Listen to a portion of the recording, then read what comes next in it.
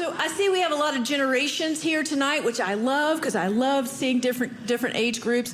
What's interesting now is that the generations are kind of fighting amongst themselves. Like the boomers are upset with the millennials, and the millennials are mad at Gen Z. So sometimes it's confusing as to, first of all, which group we're in and who we're supposed to be mad at. So I'm going to help y'all.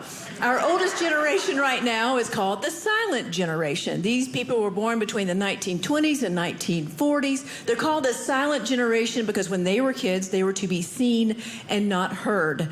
These are my in-laws. They're in their 90s. These are the people that still cook with lard and are afraid of microwave ovens.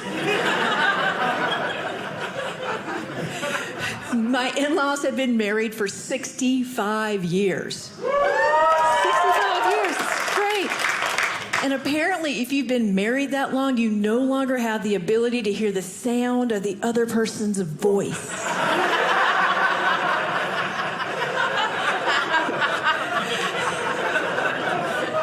Because I go to their house, they both talk to me at the exact same time, two completely separate conversations. And I don't want to be rude. They're my in-laws. They're sweet people. So I try to go back and forth through both conversations, which is like having a conversation with somebody with a wandering eye. You don't know. You don't know which one to get in, right? You don't know which is the right one. So I usually go with my father-in-law because his stories are better. He likes... They really are. He likes to talk about the war against the squirrels in your backyard. He's fighting a war. He's spent $1,000 to save maybe $3 worth of bird food, I swear. He's got aluminum sheeting up all over the trees, and he has electrified their bird feeders.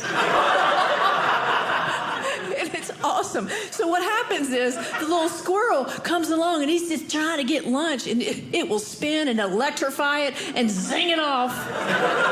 And my father-in-law sits there all day with his binoculars. Look, here he comes, here he comes, here he comes.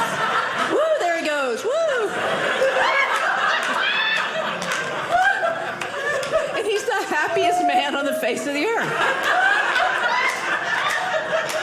And that's why they've been married for 65 years. The next generation after the silent generation are the baby boomers, and the baby boomers were born between the 1940s and mid-60s. This is my mom's generation. These are the people that perfected smoking. They smoked at home, they smoked at work, they smoked in church, they smoked in restaurants between bites of food. There were ashtrays on the tables at McDonald's. They smoked in the car with their children with the windows rolled up very tightly. But we're all still here. Now, for some reason, the boomers are upset and mad at the millennials. And to be fair, everybody's mad at the millennials. And I think it's because they invented avocado toast. And the word artisanal. And they're putting pumpkin spice in way too many beverages that should not have pumpkin spice in it, right? And it's not their fault. Millennials, it's not your fault that you're big goobers. It's not your fault. It's not. It's because your Star Wars had Jar Jar Binks in it. It's not your fault.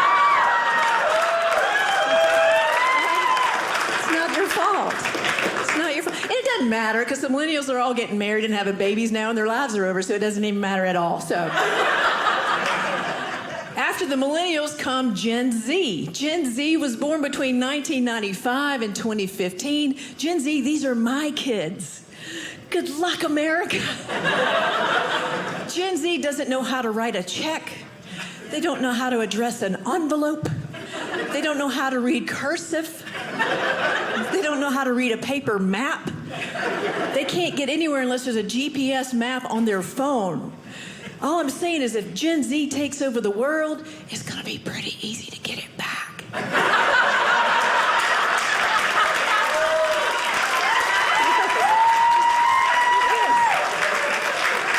We're just going to write our battle plans in cursive on a piece of paper. And then mail it to ourselves in envelopes. Did I forget anybody? Did I forget any generations? Thank you, Gen X. Awesome. See, I didn't forget Gen X. I was born the first year of Gen X, like you, and I am so glad you're here. See, here's who forgot Gen X last year. CBS News forgot Gen X, a whole generation of people. They did silent generation, boomers, and they went down to millennials and post-millennials. They forgot 65 million of us. But here's all you need to know about Gen X. We don't care. We don't care. We raised ourselves. We don't care. As a matter of fact, we kind of like it. We kind of like it that you left us off your little list, CBS News. We're like the secret dive bar that only the locals know about. We don't have to advertise, and we're never going out of business. Generation X, we are the latchkey kids that were raised by the boomer parents. We sat in the way, way back seat of our mom's station wagon, rear facing at the people behind us. Just waving, you know, just waving.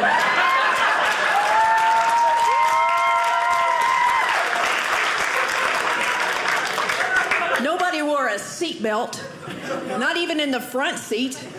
If your mom's arm wasn't strong enough, you deserved to go through the windshield.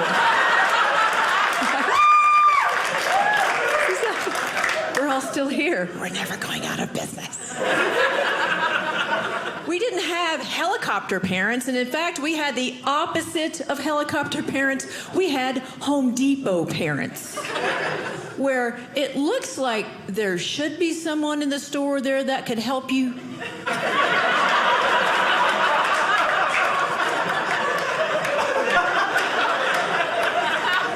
But there's not. No one's coming. You're on your own. This is Home Depot. Do you need a skill saw? Well, there's only one left in the entire store, and it's way on a shelf way up there. Just grab yourself a ladder, my friend, and start climbing. And don't pull it over on yourself and cut your arm off, because they're not going to take you to the hospital. In fact, it's going to be your fault that you got hurt. Here's what you get. Suck it up, blow on it, rub some dirt on it, walk it off, quit your crying. Welcome to Home Depot. That's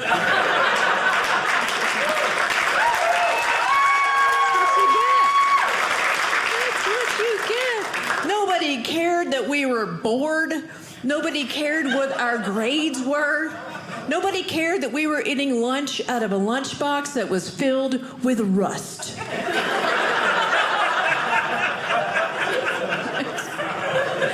You had a rusty lunchbox, didn't you?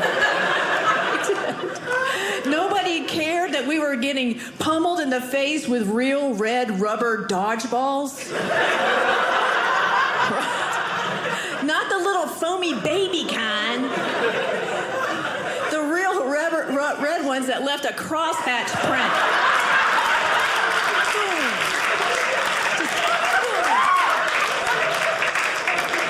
It left a print in your head until the next day. Just boom. Nobody cared. Nobody came to our athletic practices. Nobody brought sliced oranges.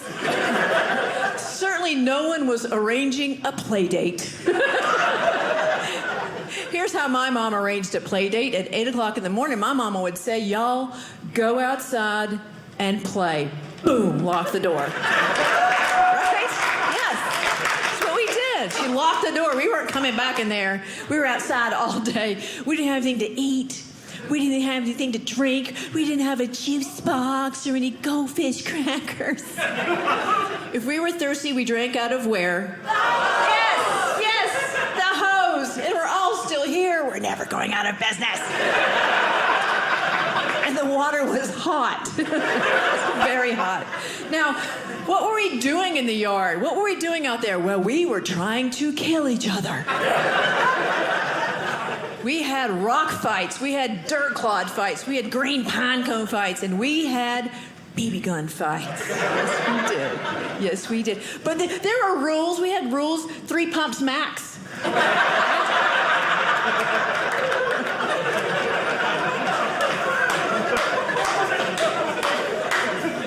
No intentional headshots.